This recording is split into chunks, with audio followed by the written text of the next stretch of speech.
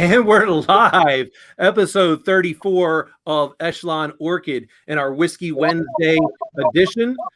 Joining me is for my co-host today is Ravi, Bhatia. Ravi, I hope I said your name right. Welcome. Thank you so much, Dan. Appreciate it.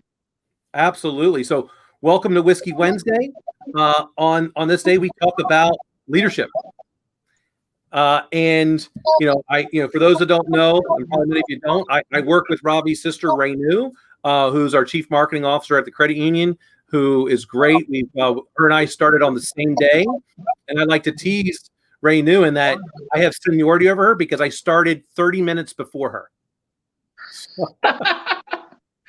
That's good. You always have that over her. Yeah, I like to say that to her, and I got to tell you a funny story. This is just a part because I like to make fun of myself a little bit whenever I get the opportunity. I have not had a lot of opportunity with working with a lot of female Indians, and let me put on some headphones and get some feedback today. All right, so Rainu's last name is Italian, but could also be considered Puerto Rican. So I had no idea that your sister was Indian, because she talked about Puerto Rico all this time. I thought she was Puerto Rican, so I asked her, how long did you live in Puerto Rico? When did you come to the United States? And she's like, "What are you talking about?" So, I got a lesson, and I'm like, all right, well, I just assumed a last name, that it was, I don't know if that's Hispanic or Latino. I always get those mixed up, but either way, I was wrong because, she's Indian. She's never going to let you live that down. You know that, right? I know, which is fine. She's great. We have a lot of fun together, and we've been developing the leadership at the credit union we're at. And, when I was talking to her about it, she's like, "Hey, my brother is a leadership fanatic. He lives this stuff. He breathes it. You should talk to him and have him come on." And I'm like, perfect, because, well, I want to talk to different people and get some different perspectives and hope I learn a lot about how wrong I've been on previous things. Well, I think you haven't been wrong. Leadership is a learning process. It's a life process. And leadership is not a destination or result. It's really about a process, and anybody can be a leader. I think that whether you're a corporate CEO or whether you think you're at the lower rungs or whether you're doing something that's you believe at the bottom of the chain, it doesn't matter. Everybody can be a leader. I think it's about integrity, and it's about waking up every day and doing the best that you can and leading by example. And then at the end of the day, you say, did I add value to my people, to my team, to my organization, to myself, to my life? And if you can answer that question and say, I did, that's a good day. Absolutely. I tell my people all the time, and I'd like to, prophesize, so to speak, and pontificate on these things. But really, I tell them, look, the goal is be better tomorrow than you were yesterday. And understand that we may have been good enough for yesterday, but we're not yet good enough for what's going to happen a year from now. And so that's a great point. Yeah. That target of constant evolution, because we have to constantly be evolving. I think as long as you keep improving, life becomes really beautiful. One of my role models, it's been recently, last couple of years, I'd say 3 or 4 years, Simon Sinek, the author of The Infinite Game. And what I learned from him is that, once you understand what he's saying, I'm not worried about my competition or about my company's competition. All I want to do is be better tomorrow than I was today, be better today than I was yesterday. And if you apply his principles, which are organizational and personal, and then you realize, wow, as long as I'm getting better and I'm open to new ideas and I'm flexible in my thought process, then every day becomes an adventure. It's just great. Absolutely. I look at it the same way. I'm not worried about what others may say or do, because I can't control that. I can control how I'm going to react. I can control what I'm going to do right now.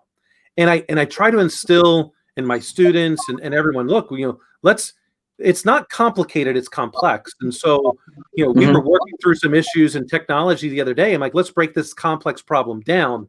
What's the most important thing to focus on right now? Develop your plan, execute it. It's the OODA loop: observe, orient, decide, act, and let's see what happened. If it didn't work, well, great. We just pivot. We try something else, and then we just keep Exactly. going. And eventually, we're going to find something that works.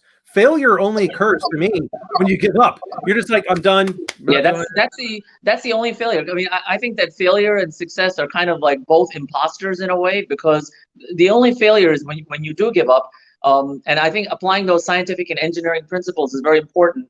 I have an engineering background, and I taught at NYU for 10 years in their grad program. And what I used to tell my students, and most of them were international students learning project management, and I said, look, collectively, you guys are like a million times smarter than me. You know a lot more. And what I want you to learn about what makes our country great is that we're open to new ideas, we're entrepreneurial, and we will challenge the status quo. And if I told them something, these are students from India and China, and they had never heard a professor or a lecturer tell them to question them. So I said, if you think I'm full of crap, just say, hey, Ravi, you don't know what you're talking about. And I'm okay with that, because I might learn something. Absolutely. It's funny that you mentioned the aspect of the imposters of winning and failing. One of my favorite poems is by Rudyard Kipling called "If." Oh, and in there he says, if you can treat success and failure as the same two imposters. And I say this very often, because once you've done it, it's in the past, we can't change it. So right. my dad, which I always bring up, and I didn't realize how much leadership I was learning from him growing up, but he used to always say from baseball, it's not about winning or losing, it's how you play the next game that counts, because this is already gone. So take a moment, think about your success, think about your failure, and then remember it no more, because it's only as good as what you do next. That's a great point. I think that once we realize that failure is part of life, right? We are all here as a result of we learn so much from our failures. Hopefully we don't repeat the failures, but we definitely learn from them. One of the most painful lessons that I've learned, and it's taken me a long time to learn it, being, really coming up in the world of real estate and construction, is that ego is the ultimate destroyer of teams, of projects, of people, of relationships, and of organizations. And I think that once you realize that as a leader, you cannot have ego. And what I try to train my young engineers is that if you want to be a project leader, you want to be a project manager, don't ever worry about who gets the credit, because if you're seeking credit, you're in the wrong job. And I think many people, as they start to move up the ladder, they'll start to realize that, because if you start saying I, then you have, and there's this aspect of what Ari Weinswig talks about, which is the inverse correlation of leadership and power. The more times I have to tell you I'm in charge, the less effective I become over time. That's an excellent point. If I have to tell you I'm the boss, I'm probably not. Right. And so the only time that I ever say, all right, I'm in charge, is during crisis. During crisis, I'm no longer necessarily, we've practiced, but it's crisis time. I have to make decisions. And when we have to make decisions, sometimes it's not by committee. It's got to be done because we're in crisis. Now it's about action, figuring out that action, what worked and things like that. But you build that trust over time, so your people know, hey, we've practiced this. This is not the norm. We have an emergency, and so now it's a little bit different. But outside of that, that's when we go through. Okay, what did we do wrong? What did we do right? Let's build upon those things. But I ask my team all the time, have I ever said, hey, I'm the chief technology officer, I'm the CISO, I'm the CIO. Have you ever heard me utter these phrases? They're like, nope, never. And I'm like, that's it. You don't have to say it. One concept that I like to communicate, and sometimes it works and sometimes it doesn't. And it's a difficult concept for, I think, less experienced or younger people sometimes to get, is that the more of a leadership role that you play, the more of a servant you become. So you're really a servant leader. and your job is to serve the team. If you're a project manager, your job is to serve the project team. If you are a general manager, your job is to serve the organization that's under you. And definitely, and I think this is extremely important in today's time, where we're living in times of economic crisis, health crisis, that organizational leaders, CEOs, they know that they are serving their teams, their constituents, their stakeholders. It's not easy. And I had this conversation with a colleague recently, and we talked about how do you once you get great people, how do you keep them, right? And I think it has to do with three things that I learned a while back, and it's the simplest thing. It has to do with some Eastern philosophy, but if you can enable people to find expression, joy in their work, and relevance in what they do, why would they ever leave you as long as you were compensating them fairly? I mean, they would never leave you, because expression, joy, and relevance, now you're getting into the courage and compassion components of leadership, right? Absolutely. I think the only caveat to that, and I'll go through some of mine. The only caveat is when I no longer have an opportunity for them to grow. Right. That, and I say to them, to my people, look, I'm not offended if you leave, but let's make sure you're leaving for the right opportunity, because I may have use for you later. I may be able to help you to keep it in my network of people that, hey, you're looking for that managerial role, and I think you're ready, you think you're ready, but we already have someone there that's not leaving anytime soon. So yeah, I don't want to stifle your growth. So let me help you with some introductions, and I'm not offended. I would be a hypocrite. I mean, you're a rare leader, because one of the things I found, and I've worked for a lot of people, and I would say maybe 5% of the people I've worked for in terms of managers actually have that outlook, and those people, who they are when you meet them. Those are people that will set the example, that will criticize you in private, that will praise you in public, that will have your back.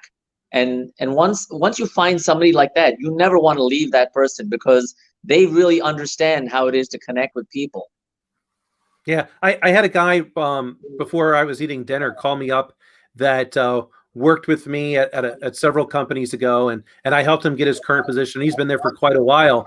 He's like, "Hey, I'm thinking about leaving," and I'm like, "Okay, well, why? Let's talk about the why." And we went through it, and I'm like, "Hey, you've just outgrown the organization. They're small, and you've got to this part. You've peaked. You shouldn't be, you shouldn't feel bad about that. You shouldn't worry that I helped you get there, because that's a part of your growth."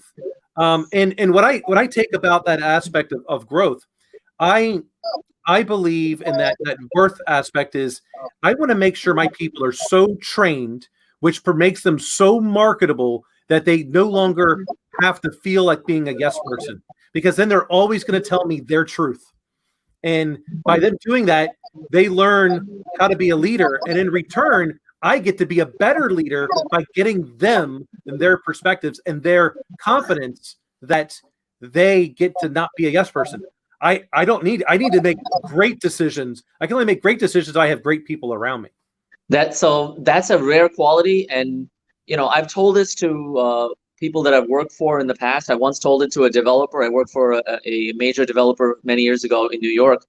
And I told him, look, Bob, I'm not going to be a yes man. If you want somebody that's going to tell you that you're wrong, I'm the guy. And sure enough, a few years later, we were in a meeting, and I told him, I disagree, and nobody else said anything. I was the dissenting voice, but I think he respected that, even though he yelled at me, he chewed me out, threw me out of his office, but he did respect me that I wasn't going to say yes. And I said, look, you hired me for a reason, and that's not to say yes. There's a guy I admire a lot. That's Ray Dalio from Bridgewater Capital. And he said that, very few leaders practice radical transparency, and it's not easy. You have to have a very, very strong will, and you have to have no ego for maybe the lowest person in the organization, from a hierarchical point of view, to tell you you're wrong today, you're wrong about this. And it takes a high degree of emotional intelligence, which people sometimes undervalue. Yeah, it is, and I'll tell you, if we were having this conversation prior to 2014, I don't think I would have been able to answer this the same way, And I learned so much about myself going through the doctoral process, and before then, I had to always be right.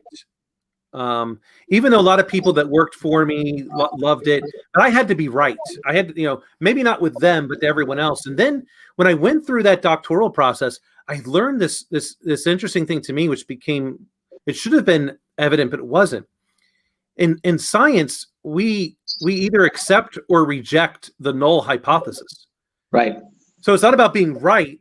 It's about accept being wrong or reject being wrong based on the observations. But there's a confidence interval. You're not 100% sure, right? Right.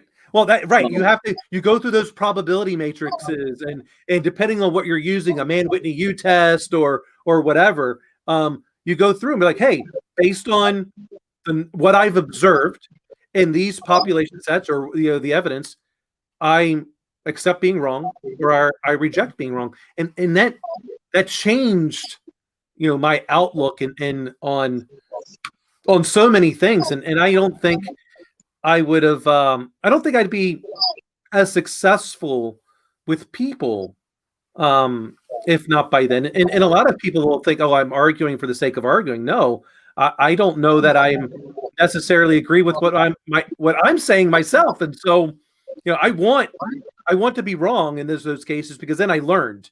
There's a Socratic theme to this. So Socrates famously said, I know nothing. And it's great when you can say, I know nothing. What you're really saying is that I'm open. If you can show me that I'm wrong, I'm open to that idea, and that my identity and my ego and my self-worth are not tied to being right. And as a leader, especially in business, I think what we're looking for are great people to achieve great things. And if that means that we're wrong sometimes, I think that's okay.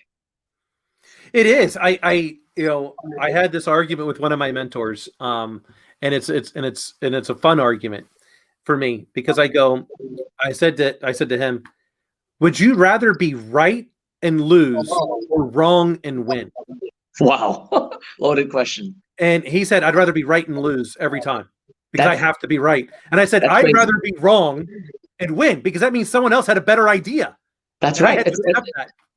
I had this conversation with a colleague at work, an administrator, yesterday actually, and I said, look, I would love it if I'm always the dumbest guy in the room, because that means that I've got a team that's going to make my job so much easier. And a lesson I learned a long time ago, it was actually at GE in their training program. And one of the VPs told me that, Ravi, you've got to be willing to hire people that are so much better than you that they will take your job one day. And that's what we're looking for at GE, that you've got that selflessness about you, that willingness to do something great for the organization. And if you are afraid or too insecure to hire great people, then you will never be a leader. Absolutely true. So John Callis, who I got to work with, and I consider him a mentor. He's one of the foremost cryptographers in the world. He's done so much at Apple, with the Mac OS X encryption, and he's just great. And he used to say, if you don't document your code, then how can you ever get promoted? Because you're always going to be the only person that can do that code, because no one else can take it over.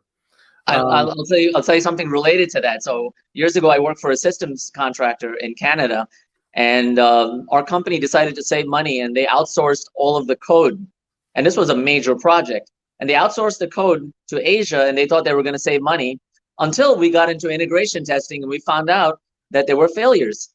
But because they outsourced it to another country, in that country, the computer science culture was such that they didn't document the way we do in the US. They didn't provide the comments in English. They were written in some hyper English or hypertext or something that wasn't exactly clear, and it cost us 10 times as much to test the software as the savings that we thought we had derived by outsourcing it. Yeah, it's you have to document. You have to get it to where people can do it, because otherwise we're going to be stuck, and then no one can take my job, no matter which way it is. Another thing that I love to tell my people, and I test them on this quite often: never confuse what I want with reality. because I may want something, but it may not be probable today, nor probable within a timeline I may want it in. So I want them to come back and be like, no, Dan, look, we can't do this right now because of blah, blah, blah, but we can do this. I want to spark that conversation of, well, if we can't do this, then what can we do? And then when can we get it done? Not just a no, but not yet, or but we can do this type conversation.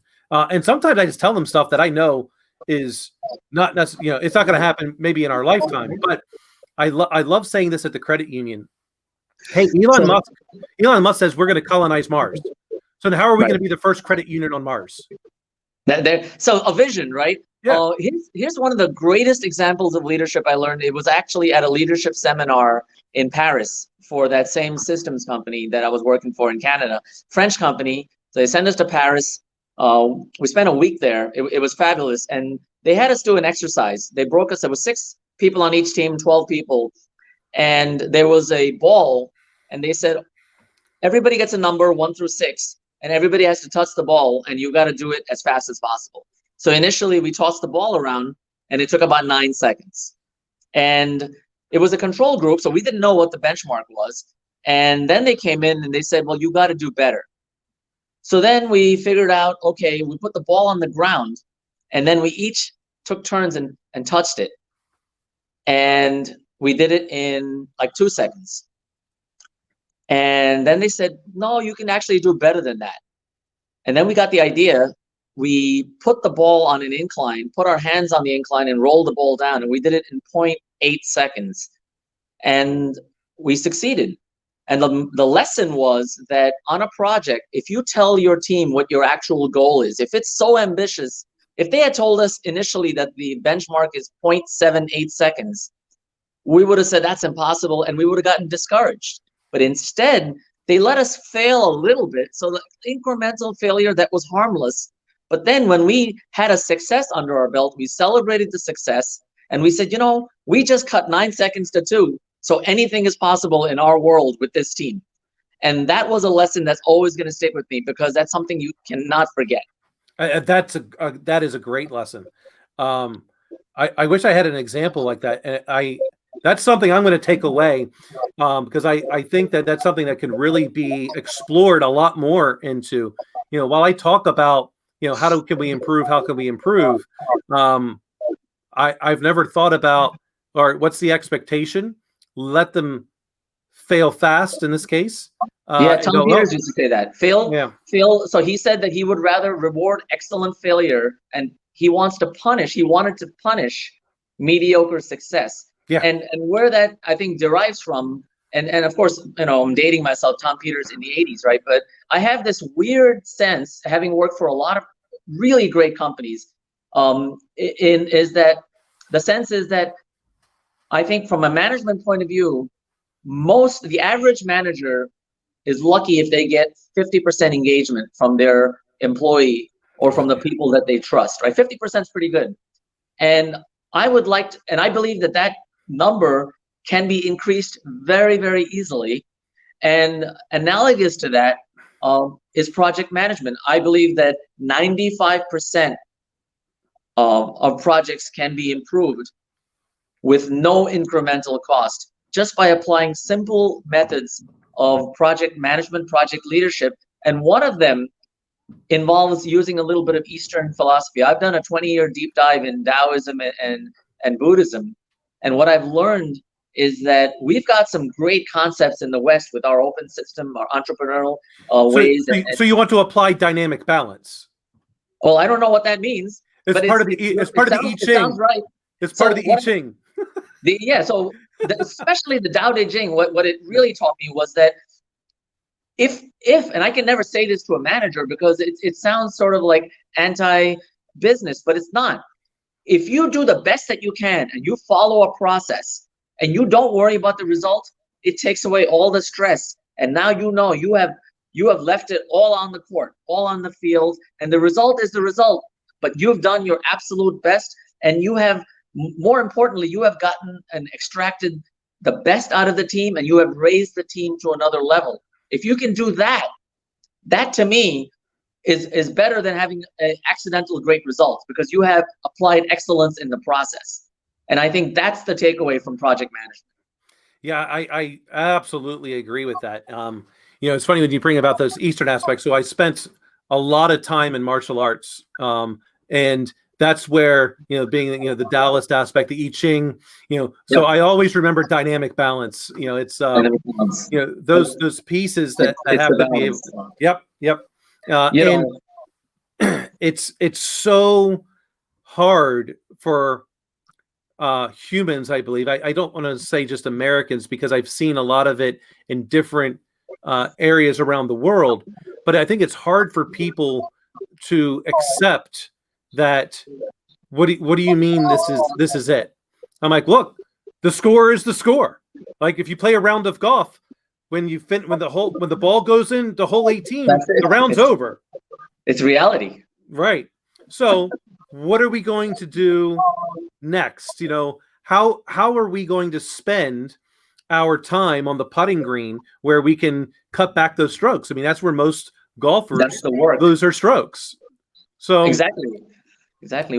So one of the things in the lessons that we have to teach our next generation, the lessons that we need to keep in our society, is that we live in a world where everyone wants instant gratification. You want to like, you don't get a like for showing up to work on time, right?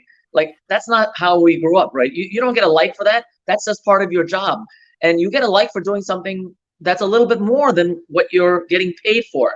And I think that if people buy into that and they understand that, they have a potential, and the biggest, I think, obstacle that people have is that they don't realize how great their potential is. They undervalue their own potential, and in doing so, they undermine not only themselves but their organizations. They have fear, and I'll tell you something very personal.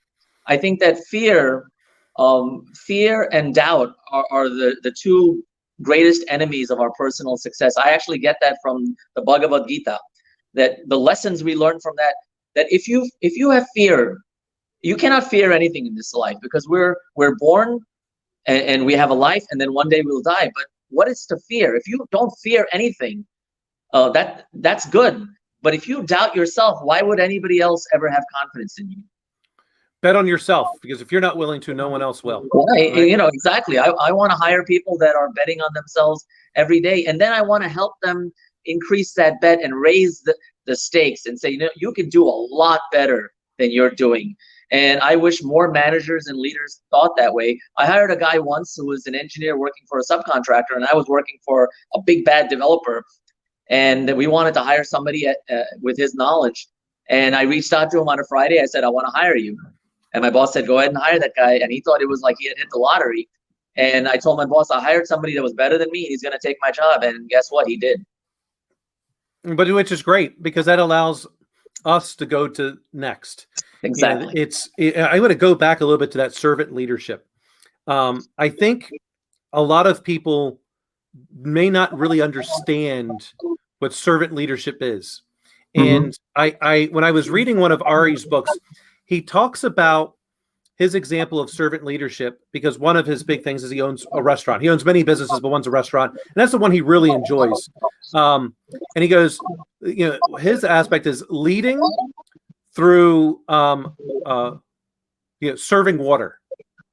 Right. So he's on the floor, he's doing something that's useful. He gets to feel the temperature of his staff and the consumers at the same time to see where help needs to be done. So that way he can also not look like I'm watching over my employees, like I'm micromanaging them. I'm doing something that's there that allows me to feel the pulse and do something useful at the same time. Well, serving water from an Eastern point of view is one of the kindest things you can do. It's a sign of compassion. The Tao Te Ching, the three greatest. So I think that Lao Tzu, the author, who was a monk, he said that our three greatest treasures are simplicity, patience, and compassion. And that's kind of sunk in over the years. And I said, am I am I keeping things simple? Am I taking some engineering concept and overcomplicating it because I want to feel good about it? Because really, I think the sign of good leadership is to take something that's complex and simplify it to the task at hand, right? And I think that's leadership, and patience is very important. And then ultimately, and this is the hard one, having compassion. What is the, so I asked this question rhetorically to people that work for me. I've asked this over the years. What is the cost of an attaboy? I once worked for somebody for 4 years, and I got one attaboy in 4 years. An attaboy costs nothing, and yet the value, the smile that it puts on somebody's face, it's priceless. It increases engagement. So why don't we give more attaboys? And I think you could do a PhD on that, because I think I don't have an answer for that. There is a great aspect of, you need to praise, and you need to almost embarrassingly praise someone in a meaningful way. So you've got, because that does so much to not only their ego, but to everyone else around them. They're going, wow, if that person can be recognized, then so too will I. Exactly. One of the things that I like to do is write notes to my people and just, put it in a handwritten note. I mean, it's a little bit more challenging today, but prior to that, I'd go around, I'd write a note and put it in their office, let them know, hey, you know what? I really appreciate this about you. There was, so I probably had about 25 managers over the years. There was this one gentleman about 15 years ago. He was my favorite manager because he was the kind of person, if he saw a problem with what you did, he had a way of depersonalizing it, and he would sit with you, and he wouldn't be, Ravi, you did this thing wrong. It would be like, hey, this thing, I think we could do this a little better. Why don't we try it this way? And it was so compassionate, and it was so meaningful that it stuck with you, and you realize that this person always had your back. Yeah, it's a beautiful thing when your manager takes the time to truly walk through a situation, because it shows, one, they care about it, two, they're invested in you, and three, they want to understand your thought process so we can improve it. It's extremely valuable, and I think that's what separates the good leaders from the okay leaders. They don't take that time to invest. Yeah, and I think to aspire for leadership, for a leadership position, or to want to be a leader, or to do it well, I think you got to care about people. If you don't care about people, I don't know why you'd want to be a leader. I mean, if it's just to be a boss with a big title, I mean, and here's an example. I worked for a startup 20 years ago, and we were a big telecom startup, and my boss was the VP of the region, and we were the heads of the office, and when that bathroom needed to be cleaned, we waited till 6 o'clock. Everybody went home. We worked long hours, and we used to go and clean the toilet ourselves, because we said, this is not a task we can delegate, because that just would be wrong from a leadership point of view. And just think about it, that there is a sense of real respect that comes from that, from the people that work for you, that you're willing to roll up your sleeves and do the thing that nobody should have to do, but somebody's got to do. It is, and I'll take this will be the part of my pride aspect. And I'd like to sometimes get in there with my younger engineers and be like, I bet you I can get this done faster than you. And I'll be like, look, don't let me get this done before you. Don't let it happen. And we'll do that. Just because I still like to tinker around in the technology. Sure, you want to stay that. But when they do, and a lot of times, depending on what the technology is, they'll get it done before me, and then I'll ask them, well, why? How did you do it? And I get them to that aspect, because I say, look, if we are an active learner, like we say we're a lifelong learner, well, we retain like 60 to 70% of that. But as soon as we learn it, if we try to teach someone that, we get another 20 to 30%. And so as soon as they do it, that's the key. That's the key. So when I started teaching at NYU, I got into it accidentally, because my mentor and boss, he got sick one day, and he said, he called me, he says, can you teach my class tonight? And I said, sure. He said, I'll send you the notes. He emailed it to me. I went and taught it. And I did that, like he was sick 3 or 4 times during that semester. And then he introduced me to the dean. He said, how'd you like to teach? And what the dean told me was, he said that you are going to learn a lot from teaching. And teaching is hard because you have to have confidence. And the first year that I taught, it was the scariest experience of my life, because I'm out there almost like I felt like a phony, like, hey, there's no way I know this stuff. But then it teaches you that, okay, now I got to learn this stuff better. And it forces you to realize that you've got that it learning. So teaching and learning are like yin yang. They're actually the same thing. And you don't really know that until you teach. And it's hard, but it's immensely rewarding. And then one day you're on the subway and one of your students comes running up to you and says, Professor, guess what? I got this job with this great construction company. I just want to thank you. And what is the value of that in your life? I can't put because it's immense. I can't put an actual value on it. You can't put a dollar value on that. I feel so good when one of my students or former employees can say that, hey, what you've done helped me get to the next level. Wow. And all I say to them is this: look, pay it forward. At some point in time, you too are going to be in a position to mentor, and that's how we bring all of society up. You know, I believe so much in investing in communities for education, and you're going to have an opportunity to raise someone else up, and don't shy away from that, because if you do, then basically everything that I did was for naught, and that's when I'm going to feel a failure. It's a real blessing to have in this lifetime the opportunity to teach people, to teach engineers. I mean, that's something that I really hold that very close to my heart, that I got the opportunity to do that. And it made me a different person, I believe. It will. I mean, it changes us. It just, every time I have an interaction with an employee, a student, a colleague, it changes us. And I hope it's always for the good, in a way. And I thrive on helping people get to whatever their goal is. I feel blessed to be a part of that, no matter what it is. And I would say the only time I really ever get mad or, or so to speak, angry with my people, when they do leave, if they went and took a job that was lateral or less than. And right. I don't get angry necessarily directly at them. Sometimes I do, but I ask them, why didn't you believe me when I said to you, when you're ready to leave, let's talk. I'm not looking at punitive anything. We could be for anything, because if it's just money, well, I may or may not be able to do something.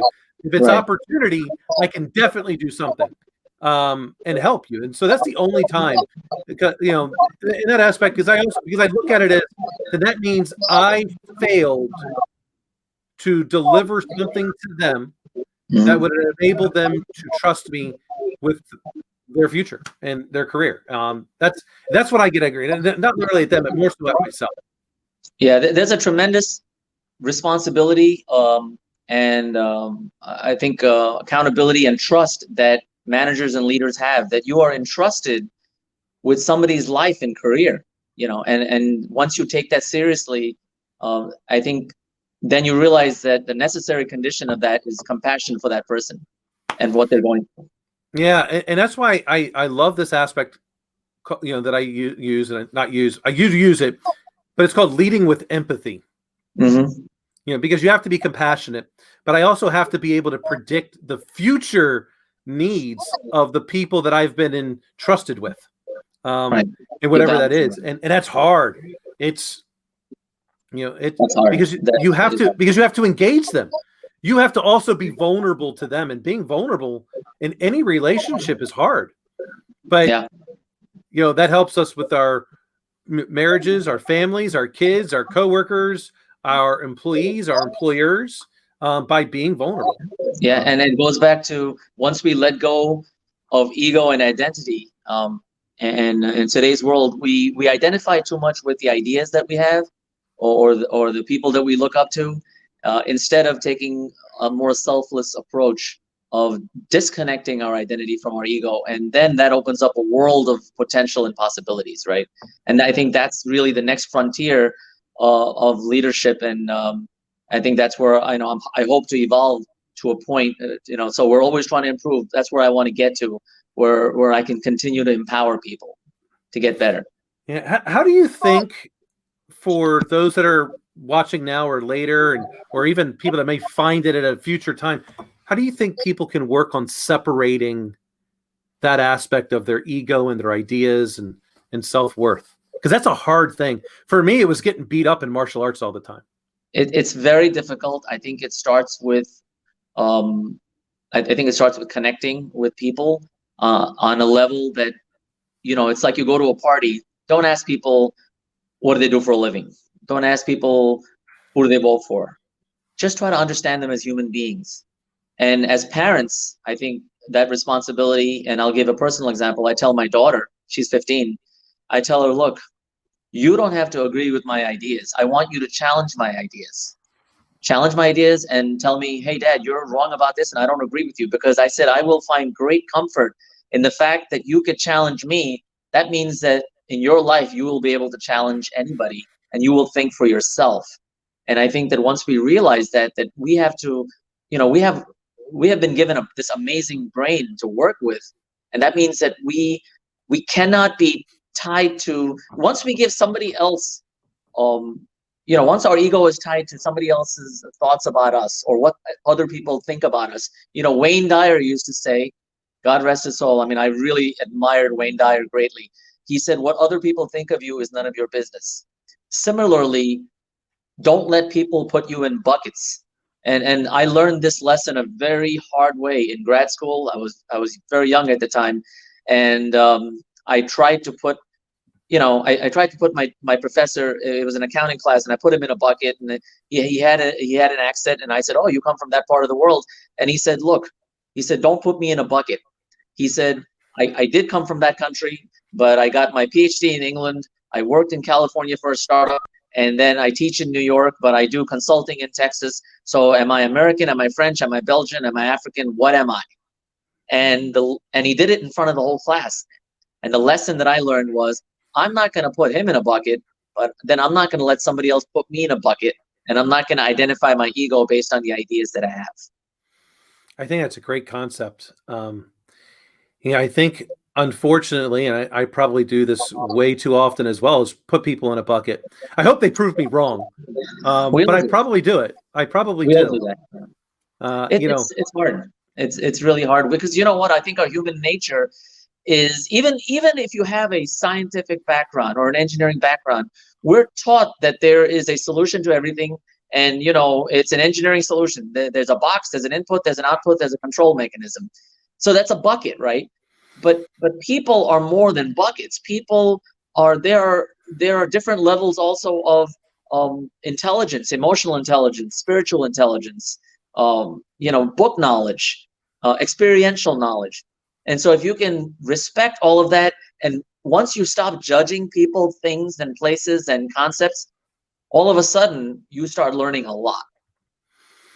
Yeah, absolutely. And I really like that aspect of going to a party and not asking other people what they do, because almost always people ask me that. And, I really, even in meetings, like I don't say, hey, I'm the CIO. I'll be like, yeah, I work in technology. Like, I don't want to qualify it. I don't want to do anything like that. That's not really as important. I want to know, who you are, and who I am is not that I'm the chief information officer for a credit union. You want to know who they are because you know who you are. You want to know who they are, right? Like, right. You might learn something from that. Yeah, like what are you passionate about? If you're into whatever. I mean, I love so many different things, from chess to whiskey to cigars to sports. And I hope there's something out there that people's going to introduce me to that I haven't yet learned about. Because I may want to do that also. I want to take a look at everything I possibly can and then make a determination. Is that for me or not? But I won't know until I do it. That's right. There's just so much to learn, and it makes life beautiful. You're willing to learn and grow, And really, that's the mission of life, right? You are trying to find joy. They asked the Dalai Lama about 5 years ago. He was at a conference, and they asked him, Your Holiness, what is the purpose of life? And he said, to be happy. And if we can inspire people and make their work joyous and have them find happiness and meaning in what they do, I believe that, in a sense, that we have achieved leadership for that day. That is very powerful. I definitely resonate quite a bit with that, and it's something that, for me, I think about it quite often. What do I need to be happy today? And part of that for me is I need to learn something new. I have to. It doesn't matter what it is. I have to learn something new. And second, I've got to teach someone something new. If I accomplish those two goals every day, you've had a great day. I had a great day. It's a beautiful day, and on top of that, you're getting paid for it. So you've had a really great day. Well, in some cases, like in doing this show. So, Ravi, I don't know if Renu told you, but how I came up with this crazy idea to do a show was all about social capital. I was taking a class at University of Michigan, and I went, wow, I'm surrounded by all these really, really smart people. And, I'm glad. I feel like I'm the dumbest person in the room, because that means I get to learn an awful lot from these people. I don't want to lose that connection. In our last class, it was, we did a whole aspect on social capital and why this matters and how we can use it and how people don't use it. And so I said, well, how can I maintain contact with people so I can keep learning from them? And then I wanted to extend it beyond that and go, how can I learn from people in my network's network? Because I want to keep learning. And then I want to journalize it. So I said, hey, I'm going to probably make myself look like a fool. I don't have a problem with that, because I'm going to learn something, and maybe someone else that might listen in at some point, who knows, they might go, wow, I learned something there. And it's beautiful. It really is. And you've got a great outlook. I think you understand what life is about, and this learning, sharing, growing collectively, not only within our tribe, because we tend to tribalize ourselves, but as a community and as a people, as a country, it's great. Yeah. I think that's very interesting, because we are a community, and I like to believe in the community of the human race. While yes, I'm an American, but I'm also belong as a citizen of the world, and a citizen, maybe of the galaxy. Who knows? There might be other life out there.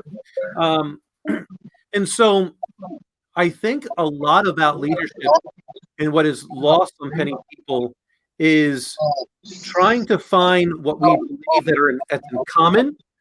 So this way we can properly negotiate an outcome that will be successful for all parties involved. Because in the event you walk away from a negotiation and that person feels like they were taken advantage of or really lost, the next time they come into a negotiation, they are not necessarily going to negotiate in good faith. And we may never come to another agreement again. There are tremendous aspects of leadership that apply to negotiation, and it has to do with two worldviews. One worldview is a finite worldview, which says that the economic pie is fixed, and so if I get 51 cents, you get 49 cents. But a better way, which definitely applies to technology projects and technology organizations and complex construction projects, is a principle that I like to use, which is, it's widely documented, integrative negotiation, in which case you make the pie bigger so that we all actually derive more by working together. And it does work.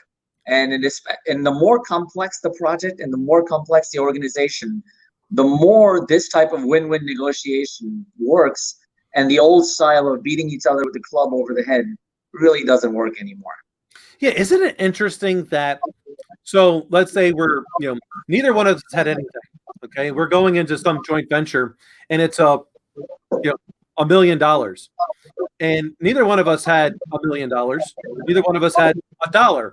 But if you came out to where you had 501,000, and I end up with 499,999, why should I be upset? I just gained 499,999. Exactly. Exactly. We've got this warped sense of monetizing everything, and there is value beyond.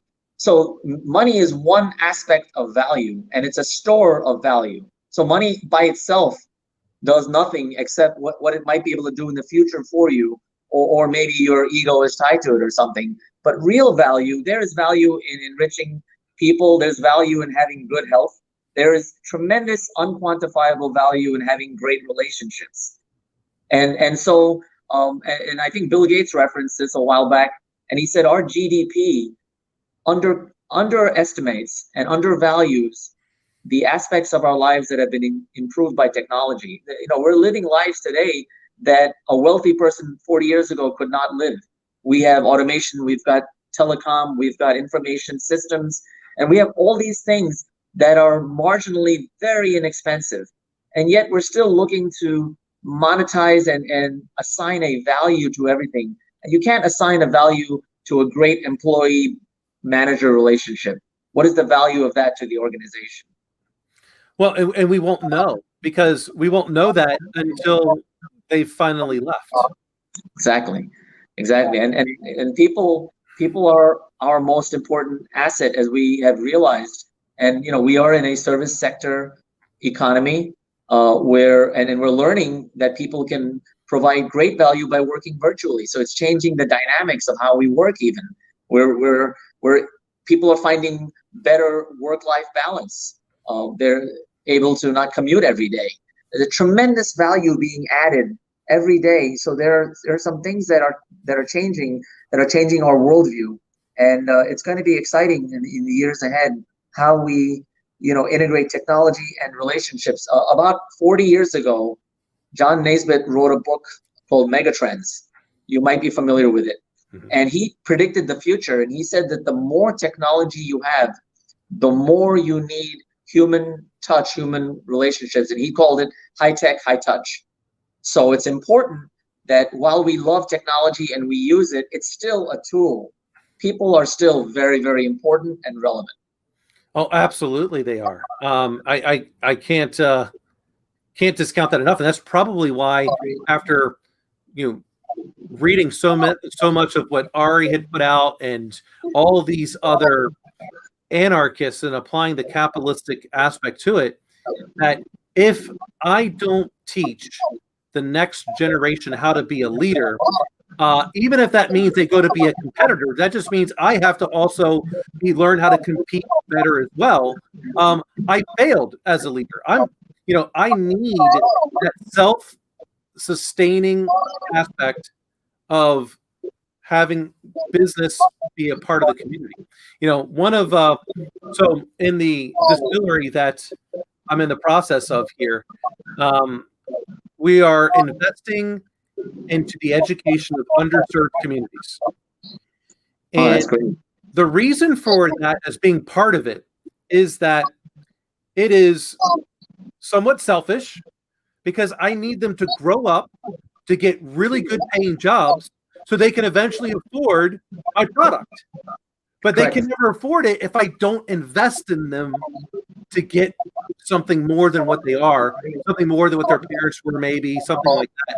Because I was reading this statistic that really breaks my heart, and I'm probably wrong, and someone can at me with the exact data.